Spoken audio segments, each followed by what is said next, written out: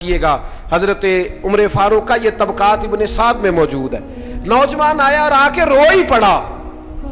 حضرت عمر نے اس کو روتے دیکھا تو فرمایا بیٹا کیا ہوا؟ کہنے لگے حضور فلاں علاقے کے فلاں گورنر صاحب کا مسئلہ ہے، حضور مجھ سے غلطی ہو گئی تھی، میں شراب پی بیٹھا تھا، انہوں نے مجھے درے بھی مارے ہیں، پھر انہوں نے لوگوں سے کہا اس کے ساتھ میل ملاپ چھوڑ دو، کوئی اس سے بات نہ کرے، حضور مجھ سے غلطی ہو گئی میں مانتا ہوں، پر اتنی اذیت اتنی تکلیف، جب مجھے سزا مل گئی، کوڑے لگ گئے، تو پھر یہ الگ سے جو سزائیں مجھے دی گئیں، یہ میں حضرت عمر کی بات کر رہا ہوں، میں نے جب یہ پڑھا تھا تو میں رو پڑا تھا۔ اگر آپ کو ہماری اسلامی ویڈیوز پسند آتی ہیں تو ابھی نورانی بیان اسٹوڈیو کو لائک کریں، سبسکرائب کریں اور نئی ویڈیوز سب سے پہلے دیکھنے کے لیے بیل آئیکن ضرور دبائیں۔ جزاکم اللہ خیرن۔ نام امیر المومنین سیدنا فاروق اعظم رضی اللہ تعالی۔ مسند احمد میں نبی پاک صلی اللہ تعالی علیہ وسلم کا فرمان موجود ہے، حضور فرماتے ہیں میری امت میں دین کے معاملے میں جو بندہ سب سے زیادہ سخت ہے وہ عمر ابن خطاب ہے۔ دین کے معاملے میں عمر کے مزاج کے اندر سختی ہے، یہ شدت کے ساتھ لوگوں کو دین کی طرف مائل بھی کرتے ہیں، رغبت بھی دیتے ہیں، جذبے کے ساتھ، انشراح صدر کے ساتھ، ذوق شوق کے ساتھ دین کے معاملے میں۔ ذات کے ہمارے اندر بھی سختی ہوتی ہے، شدت ہوتی ہے، لیکن زیادہ تر اپنی ذات کے معاملے میں ہوتی ہے۔ کوئی جو مرضی کرتا رہے ہمیں اس سے کچھ لینا دینا نہیں، لیکن اگر ہمیں برا کہے گا پھر ایسا پوچھ نہیں لینا، پھر پورا مقابلہ نہیں کرنا، پھر گزر کے جائے کہاں، پھر تو دیکھ لینا کہاں تک بات جاتی ہے۔ تو حضرت فاروق اعظم رضی اللہ تعالیٰ عنہ کا یہ کمال تھا کہ انہوں نے پوری طرح طے کر لیا تھا کہ میرا دین ہی میرے لیے سارا کچھ ہے، دین کو اوڑھنا بچھونا بنا لیا۔ جب کچھ لوگ کچھ چیزیں طے کر لیتے ہیں پھر ان پر ڈٹ جاتے ہیں تو ان لوگوں کی زندگی کچھ مشکلات سے ضرور گزرتی ہے، لیکن ان کے پاس کوئی رستہ تو ہوتا ہے نا، کوئی ان کے پاس راہ تو ہوتی ہے نا گزرنے، کوئی آگے بڑھنے کا رستہ تو ان لوگوں کو میسر آتا ہے نا۔ تو میرے عزیز یاد رکھیں گے اور اس بات پر ہمیشہ کاربند رہیں گے کہ دینی معاملات کے اندر، حدود اللہ کے مسئلے میں، نفاذ شریعت کے مسئلے میں، رب رسول کے قانون کے مسئلے میں سیدنا فاروق اعظم رضی اللہ تعالیٰ عنہ کے مزاج کے اندر بہت زیادہ اللہ تبارک و تعالیٰ نے جذبہ رکھا ہوا تھا۔ پھر دوسری بات یہ تھی کہ حضرت عمر فاروق رضی اللہ تعالیٰ عنہ نے دنیا داری کی طرف توجہ نہیں کی۔ انسان کی سب سے بڑی کمزوری یہ ہوتی ہے کہ جب وہ مال کی طرف مائل ہونے لگ جاتا ہے نا، جب وہ دنیاوی آسائشوں میں زیادہ الجھ جاتا ہے، جب اس کی توجہ زیادہ تر دنیا میں نت نئے آنے والی سہولت کی طرف بڑھتی ہے، نت نئے آنے والے فیشن کی طرف بڑھتی ہے، نت نئی آنے والی چیزیں اسے اپنی طرف مائل کرتی، تو وہ روحانی طور پر کمزور ہوتا جاتا ہے۔ حضرت فاروق اعظم رضی اللہ تعالیٰ عنہ سردار تھے، اپنے قبیلے کے سمجھدار آدمی تھے، معاملہ فہم تھے، تدبر والے تھے، پھر اللہ نے موقع دیا اور انہیں اس منصب پر بٹھایا جو بہت بڑا منصب تھا، وہ مسلمانوں کے امیر بن گئے، نبی پاک علیہ السلام کے جانشین بن کر وہ بیٹھے، اور ان کے دور میں اللہ نے وسعت بھی عطا کی، بڑی بڑی فتوحات ہوئیں، بہت زیادہ مال غنیمت آیا، گنجائش آئی، اور دور کے تقاضوں تھے بھی حضرت عمر پوری طرح آگاہ تھے۔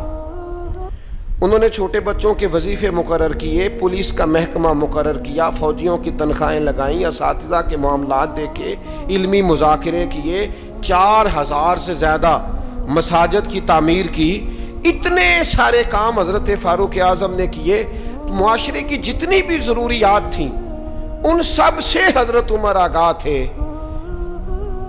لیکن ان کی کیفیت یہ تھی کہ صحابہ کرام فرماتے ہیں جب بھی ہم نے انہیں خطبہ دیتے دیکھا ان کے کرتے پر 3 پیبند لگے ہوتے تھے، یعنی انہیں پتہ سارا تھا، شعور سارا تھا، کپڑے خریدنے کا سلیقہ، کپڑے خریدنے کی طاقت، پہننے کا ڈھب، دور کے تقاضوں سے پوری آگاہی تھی، لیکن انہوں نے وہ سادگی کو، اور وہ جو سادگی میں خوبصورتی ہوتی ہے اس کے حسن کو کسی مقام پر ضائع نہیں کیا۔ اللہ تعالیٰ نے انہیں فضیلت عطا کی، اور یہ سادگی ان کی اتنی زیادہ معروف تھی، اتنی زیادہ معروف تھی، جو بندہ دنیا دار نہیں نہ ہوتا پھر وہ بزدل بھی نہیں ہوتا، اسے مال سے، شہرت سے، لوگوں کی گڈ بک میں आने का बहुत ज़्यादा शौक़ नहीं ना होता, उस बंदे में फ़िक्री कमज़ोरी और फ़िक्री इंतशार भी पैदा नहीं होता। हज़रत साद बिन अबी वक़ास रदी अल्लाह ताला अन्हु फरमाया करते थे कि उमर फ़ारूक ने कोई ज़्यादा तकदीम नहीं की हमसे इस्लाम लाने में। बहुत सारे लोग मुकद्दम थे, बहुत सारे लोग उनसे पहले इस्लाम लाए, लेकिन आप फरमाते हैं वो आगे लोगों से क्यों निकल गए, बहुत सारे लोगों से ज़्यादा दर्जा क्यों पा गए? इसलिए पा गए कि उन्होंने दुनियादारी की तरफ तवज्जो नहीं फरमाई, ज़्यादा माल की तरफ, दौलत की तरफ। हम देखते हैं किसी न किसी मकाम पर आकर लोगों की तवज्जो दौलत अपनी तरफ कर लेती है, शोहरत अपनी तरफ कर लेती है। नतीजा क्या निकलता है? नतीजा ये निकलता है कि इंसान अगर मकासद के लिए निकला हुआ होता है ना, अगर इंसान कोई बड़े काम करने के लिए निकला होता है तो फिर उसको ना थोड़ी सी दौलत में वो चूँकि बंद हो जाता है तो मकासद हसना उसके ज़ाया हो जाते हैं। तो हज़रत उमर फ़ारूक का फिर एक और बात मैंने देखी है, प्रोटोकॉल लेना, शान बताना और अपने लिए मुफ्त का एजाज़ मांगना, ये बहुत सारे लोगों का वतीरा बन गया है। किसी न किसी सिफारिश के रूप में, किसी न किसी नाम के रूप में, किसी न किसी तारुफ के रंग में कहते हैं मुझे ज़रा थोड़ा सा ना लोगों से हट के प्रोटोकॉल चाहिए, मैं कोई ख़ास पर्सनैलिटी हूँ। ये इतना बड़ा नुक्स है मुआशरे का, इतना बड़ा नुक्स है कि 2, 4, 5 लोग बहुत सारे लोगों को तकलीफ़ में मुब्तला कर देते हैं, बहुत सारे लोगों को आजमाइश में डाल देते हैं। एक आदमी रोड पे चढ़ा हुआ है, वो क्या है, वो VVIP है, लेकिन उसके नतीजे में कितने लोगों का सफ़र मुश्किल हो गया, कितनी एम्बुलेंस थी जिनका गुजरना मुश्किल हो गया, कितने लोग थे जो तकलीफ और अजियत में आ गए, लेकिन उसका प्रोटोकॉल जारी है। और फिर एजाज़ात, फिर बड़ी बड़ी बातें। सहाबा फरमाते हैं फ़ारूक आज़म 22 लाख मुरब्बा मील के हुक्मरान थे, लेकिन जब वो हज पे गए ना, कोई इजाफी प्रोटोकॉल नहीं, कोई अलग से उनके लिए खैमा नहीं लगता था। खुद हज़रत फ़ारूक आज़म अपनी चादर उतारते और दरख्त पर देखते, जहाँ चंद टहनियाँ मिली होती उन पर चादर डाल के साया करते और उनके नीचे आराम कर लेते। जब आपका प्रोटोकॉल होता है ना, जब आपका एजाज़ होता है, जब आपकी कुछ शान होती है, तो जिनसे आप प्रोटोकॉल मांग रहे होते हैं ना, उन्हें आपने तकलीफ में डाला हुआ होता है। खूबसूरती इंसान की ये है कि वो किसी पर बोझ ना बने, तकलीफ ना किसी बंदे को उसकी वजह से हो। बाज़ लोग चल आ जाते हैं ना कहीं तो मुसीबत खड़ी हो जाती है, वो घर वालों से तरह तरह के मुतालबात करते हैं। तो सैयदना फ़ारूक आज़म की तबीयत में कोई प्रोटोकॉल नहीं, किसी किस्म की कोई तकलीफ किसी को देना ये हज़रत उमर गवारा नहीं करते। फिर दूसरी बात ये थी कि मिजाज के अंदर जो बहुत ज़्यादा आजिज़ी थी ना, जो इनकिसारी थी। बच्चे खेल रहे थे,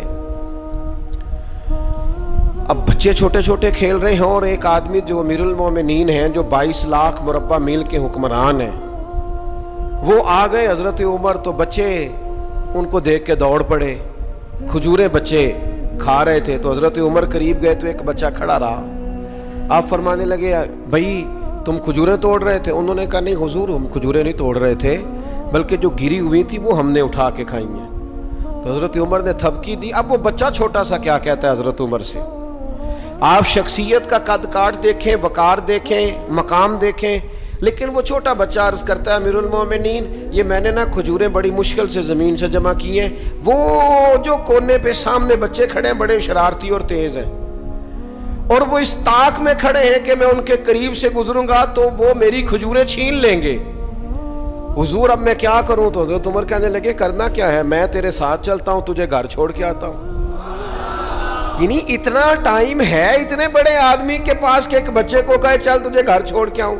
हज़रत फ़ारूक आज़म रज़ी अल्लाह ताला अन्हु उस बच्चे के साथ साथ चल रहे हैं। कई गलियां गुजर कर, कई मोहल्ले गुजर कर उसका घर आ गया। कहने लगे पुत्र अब तू घर पहुंच गया, मुझे इजाज़त है मैं जाऊँ? किसी जगह मिजाज में, किसी कोने में, किसी जगह ये बात नहीं पैदा होने दी कि मैं कोई चीज़ हूँ। हमारे यहाँ बहुत सारे लोग हैं 6 तो कार्ड रखे हुए हैं। हज़रत फ़ारूक आज़म रज़ी अल्लाह ताला अन्हु के मिजाज के अंदर ये हुस्न था, ये खूबसूरती थी। ये खूबसूरती होती है कि इंसान बड़ा हो पर अपने आप को बड़ा समझे ना, उसका बड़ा ऊंचा कद हो लेकिन वो ज़मीन पे बैठना पसंद करे, इल्मी फ़िक्री सलाहियतें बहुत ज़्यादा हों لیکن اس شخص کا مزاج یہ ہو کہ کسی جگہ اس بندے سے مل کر انسان اپنے آپ کو چھوٹا محسوس نہ کرے۔ حضرت فاروق اعظم کے مزاج کی یہ سادگی، پھر اس کے بعد ان پر نہ باتیں پوری طرح طاری تھیں۔ میں بڑی معذرت کے ساتھ عرض کروں گا، آج لوگوں نے دین کے کپڑے پہنے ہوئے ہیں، وہ دیندار نہیں ہیں۔ انہوں نے دین کا لباس پہنا ہوا ہے لیکن دیندار نہیں ہے۔ انہوں نے دین کا تعارف اپنے ساتھ لگایا ہوا ہے، سابقہ اور لاحقہ لگایا ہوا ہے، میں فلاں صاحب ہوتا ہوں، لیکن ان کی گفتگو، ان سے اٹھنا بیٹھنا، ملاقات کرنا، وہ ثابت نہیں کرتا کہ یہ بندے دیندار ہیں۔ انداز نہیں بتاتے۔ دیندار کے لہجوں سے بھی دین چھلکتا ہے، اس کے اخلاق سے، گفتگو سے دین کی خوشبو آتی، لیکن انسان کہے کہ چونکہ میری پگڑی بڑی ہے، لیکن ہے صرف پگڑی تو مجھے دیندار مانو، میری وضاحت صرف دینداروں جیسی ہے، تو یہ نہیں ہوتا۔ میں رات ایک جگہ پہ کہہ رہا تھا کہ رسول پاک صلی اللہ تعالی علیہ وسلم کا جو اخلاقی کمال ہے نا، حضور علیہ الصلوۃ والسلام نے جو اخلاقی قدروں کو عروج دیا ہے، وہ قدریں ہمارے اندر پیدا ہوں گی تو پھر پتہ چلے گا ہم کتنے دیندار ہیں۔ ہمارا صبر، ہمارا حوصلہ، ہمارا درگزر، ہمارا معاف کرنا، ہمارا خیر خواہی کرنا، ہمارا دوسروں سے محبت کرنا، ہمارا عزت نفس والا ہونا، کبھی کسی کے سامنے ہاتھ نہ پھیلانا، یہ بتائے گا ہم کتنے دیندار ہیں۔ ہمارے کردار کی عظمت بتائے گی ہم کتنے دیندار ہیں۔ لیکن اگر ہمارے مزاجوں میں یہ چیزیں موجود نہیں تو پھر ہم جبرن تو کسی کو منوا لیں گے، لیکن وہ جو اعلیٰ اخلاقی اقدار ہیں وہ نہیں ہوں گے۔ حضرت عمر کا یہ کمال ہے کہ ان پر پوری طرح دین نافذ تھا، طبیعت اور مزاج پر نافذ تھا۔ تو انسان اپنے بچوں کو ہمیشہ وہ چیز دیتا ہے جو اسے سب سے زیادہ اچھی لگتی ہے۔ ایک دن حضرت عمر نے چاہا کہ میں نہ کچھ خاص نصیحتیں کروں لوگوں کو، کچھ خاص پیغام دین کا دوں، تو آپ نے لوگوں کو مسجد میں جمع کیا، تو کافی سارے لوگ جمع ہو گئے، شہری بھی دیہاتی بھی۔ حضرت فاروق اعظم رضی اللہ تعالیٰ عنہ نے کتاب و سنت کے پیغام کو بڑا چن کے، بڑا تلاش کر کے اور بڑی ذوق سے، بڑی وارفتگی کے ساتھ، بڑے خاص لہجے میں ان لوگوں تک پہنچایا۔ جناب عمر نے بڑے درد سے باتیں کی اور لوگوں نے سنی، گفتگو ختم ہو گئی، لوگ اپنے اپنے گھروں کو چلے گئے۔ حضرت فاروق اعظم رضی اللہ تعالیٰ عنہ گھر گئے، اپنے بچوں سے، اہل خانہ سے فرمانے لگے، جو گفتگو میں نے مسجد میں کی ہے تم نے بھی سنی ہے کہ نہیں؟ انہوں نے کہا جناب ہم نے بھی سنی ہے۔ آپ فرمانے لگے میں نے آخر میں ایک بات بھی کی تھی۔ کہا جی ہاں، آپ نے آخر میں کہا تھا جس نے میری بات پر عمل نہ کیا میں سزا بھی دوں گا، کوڑا بھی اٹھے گا، حد بھی جاری ہوگی۔ اگر جو حدود اللہ میں نے بیان کی ہیں اگر کسی بندے نے ان کو کراس کیا تو سزا بھی۔ کہا جناب بالکل ہم نے سنا ہے، آپ نے فرمایا ہے کہ جو نہ مانے گا اسے سزا بھی ہوگی۔ تو عمر کہنے لگے اب تم ایک بات اضافی سن لو، وہ جن کو میں نے تقریر سنائی ہے نا، اگر وہ نہیں مانیں گے تو سزا سنگل ہوگی، اور اگر عمر کے گھر والے نہیں مانیں گے تو پھر سزا ڈبل ہوگی۔ تمہارے لیے سزا ڈبل ہے، تمہاری ذمہ داریاں ڈبل ہیں۔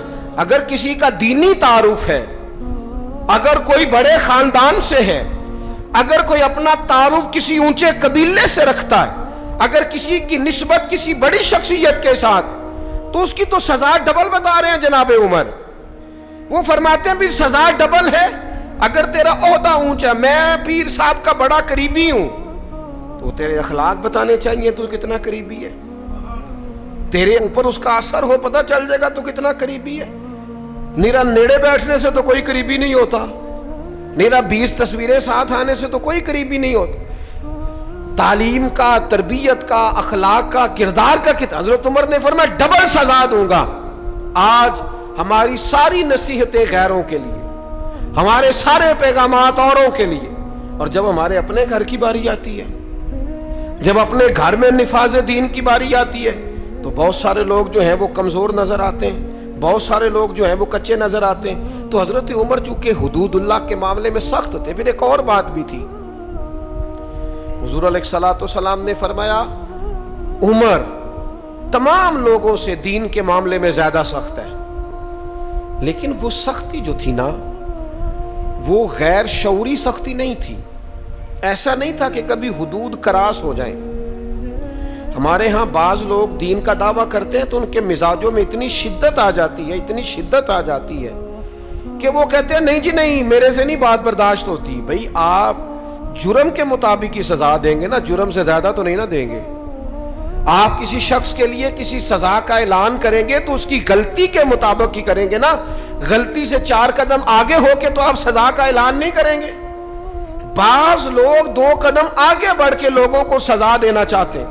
بعض لوگ ایسے ہوتے ہیں جو اس معاملے میں اتنے شدت پسند ہو جاتے ہیں کہ وہ بھی زیادتی کر جاتے ہیں. حضرت فاروق اعظم رضی اللہ تعالیٰ عنہ نے دور سے ایک نوجوان کو آتے دیکھا, وہ آپ کی طرف آ رہا تھا تو آپ فرمانے لگے یہ شخص بیچارہ تکلیف میں ہے اور کسی خاص پریشانی کے لیے ہماری طرف آ رہا ہے. وہ شخص آیا اور سیدھا حضرت عمر کے پاس آیا تو زور زور سے رونے لگ گیا. میں خاص بات کرنے لگا ہوں, یہ میرا کلام ذرا بڑوں سے ہے, بڑوں سے. ابا جی کو چاہیے بچہ جتنی غلطی کرے نا اتنا ہی ڈانٹے, وہ پھر 6 ہفتے نہ ڈانٹنا شروع کر دیں. استاد صاحب کو چاہیے کہ جتنی بچے کی کمزوری ہے نا, مجھے پتہ ہے سب سے زیادہ کس بات سے تکلیف ہوتی ہے. آپ کے بچے نے غلطی کی ہے, آپ اپنے بچے کو ڈانٹ لیں, سمجھا لیں.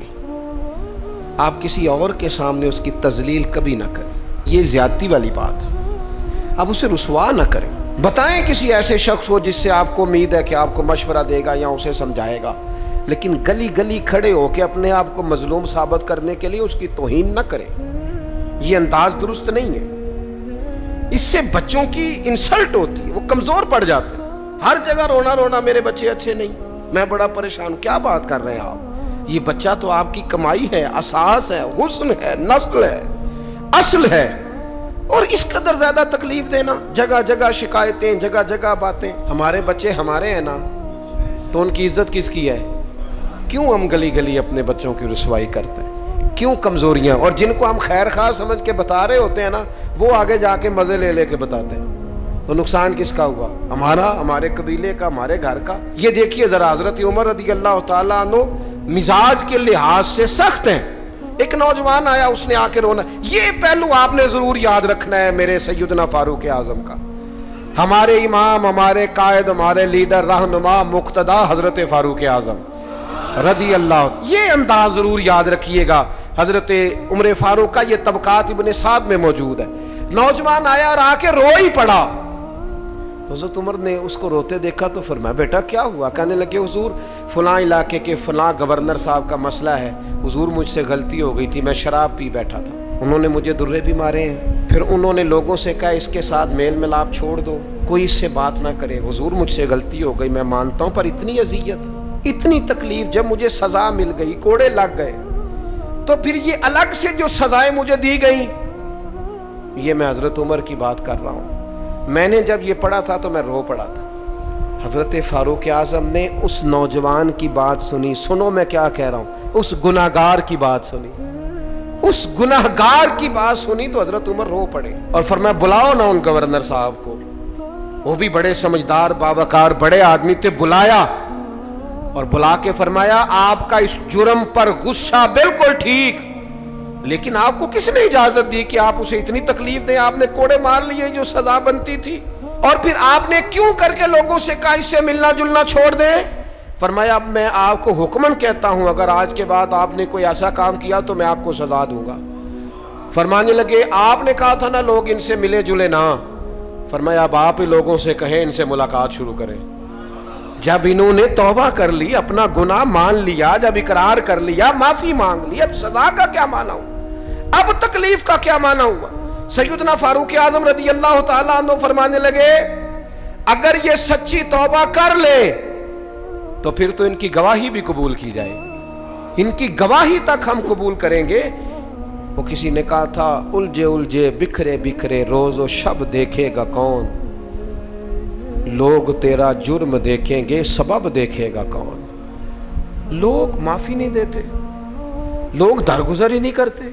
انسانوں سے غلطیاں ہو جاتی ہیں, لیکن اگر کسی نے توبہ کر لی, اور صحیح حدیث میں موجود ہے نبی پاک علیہ السلام نے فرمایا اگر کبھی کسی بندے سے کوئی گناہ ہو گیا پھر اس نے توبہ کر لی, اگر کسی نے اس بندے کو دوبارہ وہ گناہ یاد کرایا تو اللہ تعالیٰ اس بندے کو یاد کرانے والے کو سزا دے گا, مرنے سے پہلے پہلے اسے بھی اس گناہ میں مبتلا کر دے گا.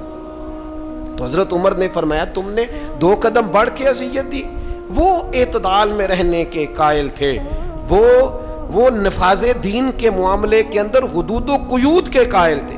ہم شدت پسندی کرتے ہیں، 2 قدم آگے۔ اور پھر حضرت عمر کی خواہش کیا تھی؟ میں بات سمیٹنے لگا ہوں۔ ایک بڑی خاص بات جو بڑی طبیعت کو بھاتی ہے، اس پر آپ نے ضرور غور کرنا ہے۔ سیدنا فاروق اعظم نے ایک دن صحابہ کے بیچ بیٹھے تھے۔ ہمارے ہاں لوگ پتہ کیا کہتے ہیں؟ وہ کہتے ہیں پیسہ آ جائے، کاروبار چل جائیں، فیکٹریاں لگ جائیں اور معیشت اور معاشرت کے مسائل حل ہو جائیں، کاروبار وسیع ہو جائے، کھیت کھلیان کھل جائیں تو شاید انقلاب آ جائے گا۔ انقلاب ہمیشہ اچھے لوگوں سے آیا کرتا ہے۔ فیکٹریوں کے بہتر ہونے سے زیادہ ضروری یہ ہے کہ قوم دیانتدار ہو جائے۔ کاروبار تو چل ہی جائے گا، لیکن اس سے پہلے ضروری یہ ہے کہ لوگ جد و جہد والے ہو جائیں، اخلاق والے، عبادت والے ہو جائیں۔ حضرت عمر بیٹھے تھے صحابہ کے درمیان، فرمایا بھئی اپنی اپنی خواہش کا اظہار کرو۔ تو ایک صحابی کہنے لگے میرا دل کرتا ہے میرے پاس بہت زیادہ سونا چاندی ہو، سارا اللہ کے راستے میں خیرات کر دوں۔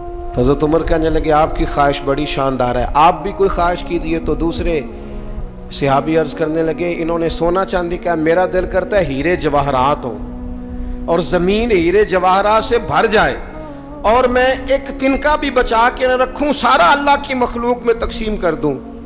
سب اپنی اپنی خواہشات بتاتے رہے۔ حضرت عمر رضی اللہ تعالیٰ عنہ فرمانے لگے تم سب کی خواہشات بجا ہیں، لیکن اگر مجھ سے پوچھو نا تو میرا دل کرتا ہے زمین بھر جائے حضرت معاذ ابن جبل جیسے لوگوں سے، میرا دل کرتا ہے زمین بھر جائے حضرت ابو عبیدہ بن جراح جیسے لوگوں سے، میرا دل کرتا ہے زمین بھر جائے حضرت سالم مولا جیسے لوگوں سے، میرا دل کرتا ہے ان جیسے لوگوں سے زمین بھر جائے اور میں ان سب کو اللہ کی فرما برداری کے کاموں میں لگا دوں۔ رجال کار پیدا ہوں، اچھے لوگ پیدا ہوں، مردان خدا پیدا ہوں، وہ لوگ پیدا ہوں جن کے کردار کی خوشبو سے زمانہ مہک اٹھے۔ حضرت عمر فرمانے لگے میرا جی چاہتا ہے ان لوگوں سے زمین بھرے اور ان لوگوں کو ہم اللہ کی فرما برداری میں لگائیں۔ تو حضرت عمر نے ہمیں یہ سبق پڑھایا کہ چاندی اور سونا بڑا آ جائے، دودھ اور شہد کی نہریں بھی بہہ جائیں، لیکن اگر دیانتدار قیادتیں ہی موجود نہ ہوں، اگر قوم امانت داری سے، تقوی سے، محنت سے، جد و جہد سے آری ہو تو انقلاب کیسے آئے گا؟ ہمیں سبق دیا کہ رجال کار تیار کرو، تعلیم و تربیت کے ساتھ ایسے لوگوں کو تیار کیا جائے جن کا اخلاق دین کے مطابق ہو، کردار دین کے مطابق ہو، سوچوں پہ اللہ کے خوف کا پیرا ہو، ان کی زندگی نکھری ہوئی ہو، سجی ہوئی ہو، سنوری ہوئی ہو۔ ایسے لوگ جب امت تیار کرنے میں کامیاب ہو جائے گی، مزاج بن جائے گا، پھر دیکھیں گے کہ انقلاب کس عظمت کے ساتھ، کس بلندی کے ساتھ آتا ہے۔ ان اعلیٰ کردار والے لوگوں کو تیار، اور وہ اعلیٰ کردار والے لوگ تیار کیے جا سکتے ہیں، اپنے ادارے میں تیار کیے جائیں، اپنی خانقاہ میں تیار کیے جائیں، مسجد میں تیار کیے جائیں، کچھ نہ ہو سکے تو اپنے گھر میں اپنے بچے تیار کیے جائیں، ان کو کردار کی بلندیاں اور عظمتیں سکھائی جائیں۔ یہ بات، یہ ابلاغ اگر آگے ہونے لگ جائے تو پھر شعوری بلندی اور شعوری پختگی آئے گی۔ یکم محرم الحرام سیدنا فاروق اعظم رضی اللہ تعالیٰ عنہ کا یوم شہادت ہے۔ کوشش فرمائیے گا اپنے اپنے گھروں میں، اپنے اپنے علاقوں میں حضرت عمر کی یاد منانے کی کوشش کی جائے، ان کا تذکرہ کیا جائے۔ ان کی باتیں چاند سے زیادہ ٹھنڈی، سورج سے زیادہ روشن ہیں، ان کی باتیں اللہ کے لشکروں میں سے لشکر ہیں، ان کا تذکرہ ہمیشہ خوشبودار ہے، ان کی گفتگو ہمیشہ دینی جذبہ پیدا کرتی ہے، ان کی باتیں انسان کو اللہ کی اطاعت اور فرما برداری کے قریب لاتی۔ حضرت فاروق اعظم رضی اللہ تعالیٰ عنہ کے تذکار جمیلہ سے، ان کی گفتگو سے، ان کی باتوں سے اپنے دل کو بھی ٹھنڈا کیا جائے اور اپنے ماحول کو بھی خوبصورت بنایا جائے۔ اللہ تعالیٰ ہمیں ان بزرگوں کے فیض سے فیض یاب فرمائے۔